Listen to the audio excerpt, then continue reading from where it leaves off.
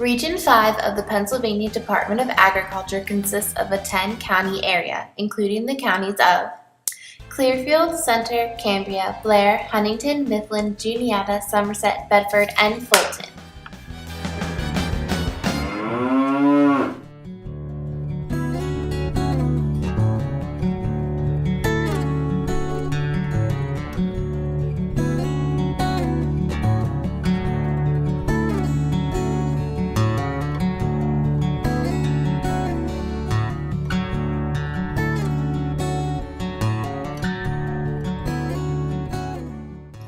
Next, we headed to a couple of livestock markets where we conducted their monthly inspection, looking at the overall physical facilities cleanliness, proper areas for restraint and quarantine animals, that each animal has proper identification including back tags on cattle and back tattoos for pigs, and lastly making sure each market kept adequate records.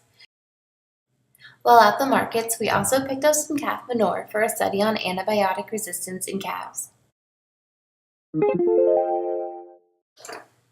Our first stop on day 2 was to Blakely Young's Deer Farm, where I received a tour of his handling facilities and learned about the records he has to keep as a member of Pennsylvania's herd certification program in order to sell deer across state lines.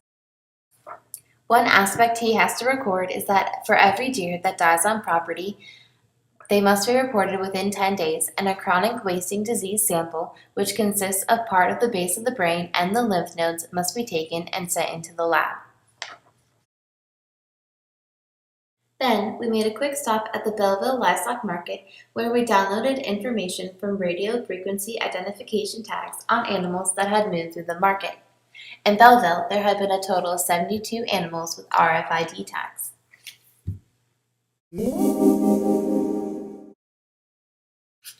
On Wednesday, I participated in the yearly Poultry Technician Certification class taught by the Pennsylvania Department of Agriculture, which consisted of a classroom session on avian disease, biosecurity practices, taking blood samples, tracheal and cloacal swab collection and handling. We also learned about the update on avian influenza, which had just that day been reported in the Mississippi Flyway, which is the flyway located next to the one in Pennsylvania.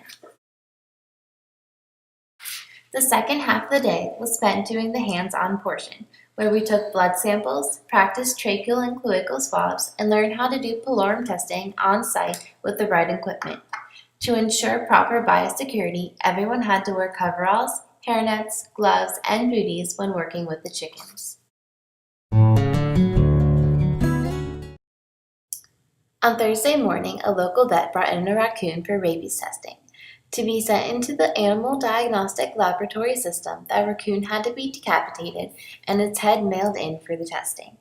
If the sample came back positive, the dogs who killed the raccoon would have to be placed under quarantine for rabies.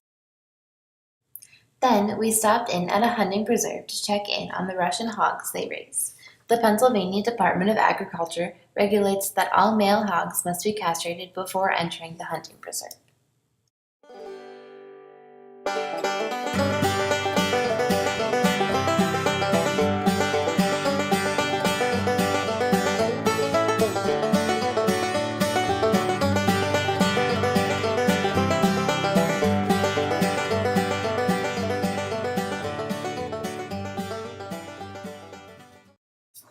Our last stop on Thursday was to a Tractor Supply Company in Johnstown.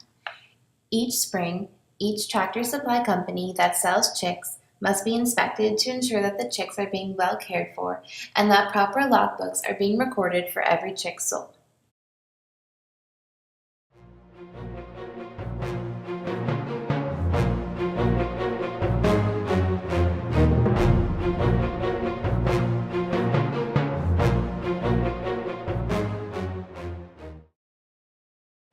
As part of the Pennsylvania Egg Quality Assurance Program, this laying house must pass their inspection with a score of 80%. The inspector looks for cleared vegetation around the outside perimeter, sound structure with no rodent holes, proper tin cats inside the laying house, and bait stations outside only, as this is an organic chicken farm. Jen rounded out our visit by informing the farmer of the incoming threat of avian influenza to our flyway. Thank you, Dr. Santini, Jen, and Don for this amazing externship experience and for all the great stories during our car ride.